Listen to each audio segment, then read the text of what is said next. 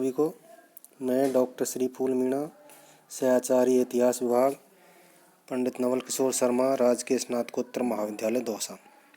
आज बीए प्रथम वर्ष के प्रथम पेपर इतिहास में हम पूर्व वीडियो में प्राचीन भारतीय इतिहास को जानने के स्रोतों के बारे में अध्ययन कर चुके हैं। उनमें सबसे पहले अपन ने अध्ययन किया ब्राह्मण धर्म ग्रंथों का, उसके बाद बौद्ध धर्म ग्रंथ और उसके बाद जैन धर्म ग्रंथ। आज हम जो अध्ययन करेंगे वो है ऐतिहासिक और समसामयिक ग्रंथ। प्राचीन भारत में धर्म प्रधान साहित्य की रचना अधिक हुई थी, परंतु अन्य विषयों पर भी ग्रंथ रचनाएं हुई थी और उनमें तत्कालीन राजनीतिक, सामाजिक, धार्मिक एवं आर्थिक जीवन संबंधी सामग्री प्रचुर मात्रा में हमें प्राप्त होती है। इनमें से कुछ ग्रंथ तो ऐसे ऐतिहासिक ग्रंथ हैं, इनमें से बहुत महत्वपूर्ण जानकारी हमें प्राप्त होती है। जो ये ऐतिहासिक ग्रंथ हैं उस समय जो लिखे गए थे, उनमें जो महत्वपूर्ण ग्रंथ है वो इस प्रकार है। सर्वप्रथम पहला है पाणिनि की अष्टाध्यायी। महाकवि पाणिनि ने अष्टाध्यायी नामक ग्रंथ लिखा है। ये व्याकरण का एक महान ग्रंथ है जिसकी रचना 6ठी शताब्दी ईस्वी पूर्व में पाणिनि के द्वारा की गई थी। इसमें उदाहरण के रूप में पश्चिमोत्तर भारत के राजनीतिक संघों का तथा भारत के कई स्थानों एवं बहुत सी जातियों का महत्वपूर्ण वर्णन किया हुआ है, जिससे हमें उस समय के राजनीतिक, सामाजिक, आर्थिक इतिहास की भी महत्वपूर्ण जानकारी इस ग्रंथ से प्राप्त होती है। दूसरा जो ग्रंथ है वो है अर्थशास्त्र। अर्थशास्त्र का जो रचयिता है वो चंद्रगुप्त मौर्य के प्रधानमंत्री कौटिल्य या विष्णुगुप्त हैं। इस ग्रंथ की रचना 4ठी शताब्दी ईस्वी पूर्व में की गई थी। इसका लेखक चाणक्य मौर्य सम्राट चंद्रगुप्त मौर्य का गुरु तथा प्रधानमंत्री भी था।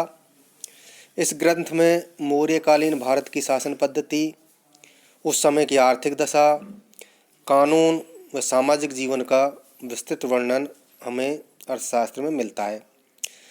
चाणक्य रचित इस ग्रंथ की रचना चंद्रगुप्त मौर्य के लिए शासन की विधि के रूप में की गई थी, इसलिए राजनीति शास्त्र का ये अनुपम ग्रंथ भी माना जाता है।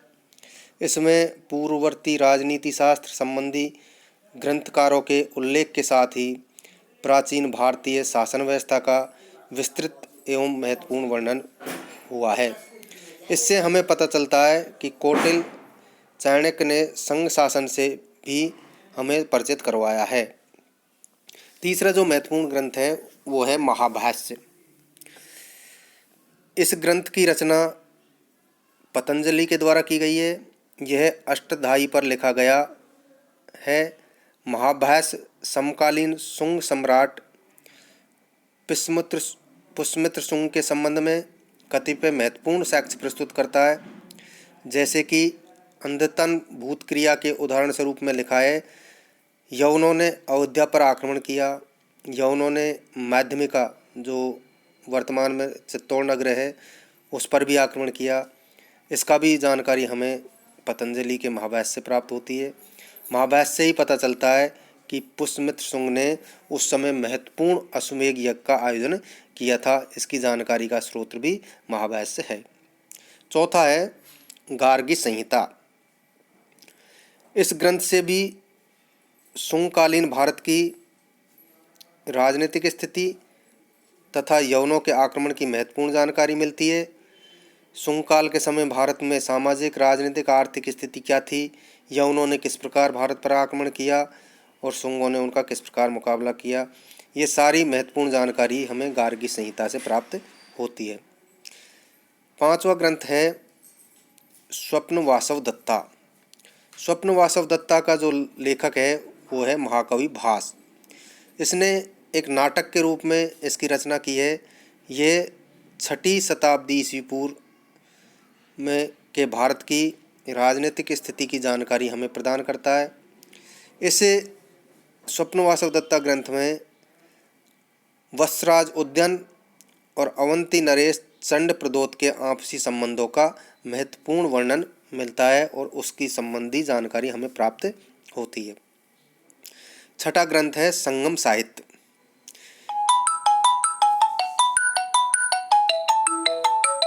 इस विस्तृत साहित्य की रचना ईसा की प्रथम 3 शताब्दियों में हुई। इसमें हमें द्रविड़ संस्कृति पर आर्य संस्कृति का प्रभाव तथा दोनों के समन्वय से विकसित मिश्रित संस्कृति की जो जानकारी मिलती है, साथ ही प्रारंभिक चोल, पांड, केरल आदि द्रविड़ राजवंशों के बारे में भी हमें महत्वपूर्ण जानकारी मिलती है। सातवां है मालविकाग्नि मित्र। मालविकाग्नि मित्र जो ग्रंथ है, इसकी रचना महाकवि कालिदास ने की है। इस रचना में पुष्यमित्र शुंग, उसके पुत्र अग्निमित्र शुंग, यवन संघर्ष तथा शुंग विदर्भ संबंधों के साथ साथ तत्कालीन सामाजिक एवं सांस्कृतिक जीवन की जानकारी भी हमें प्राप्त होती है। आठवां ग्रंथ है मुद्रा राक्षस। मुद्रा राक्षस जो ग्रंथ है, उसकी रचना विशाखादत्त के द्वारा की गई है। ये नाटक चंद्रगुप्त मौर्य द्वारा नंदों के विनाश का वर्णन किस प्रकार किया गया, उसके बारे में महत्वपूर्ण जानकारी हमें प्रदान करता है। अर्थात नंद और मौर्यों के आपसी संबंधों की महत्वपूर्ण जानकारी इससे प्राप्त होती है। इसमें चाणक्य और नंद मंत्री राक्षस की कूटनीतिक चालों का भी बहुत अच्छी तरह से वर्णन किया गया है। नौवां जो ग्रंथ है वह है मतविलास प्रहसन। मतविलास प्रहसन नामक ग्रंथ की रचना पल्लव वंश का जो शासक था राजा महेंद्र वर्मन प्रथम, उसने मतविलास प्रहसन की रचना की थी। इसमें तत्कालीन बौद्धों एवं कापलिकों के नैतिक पतन का विवरण दिया गया है।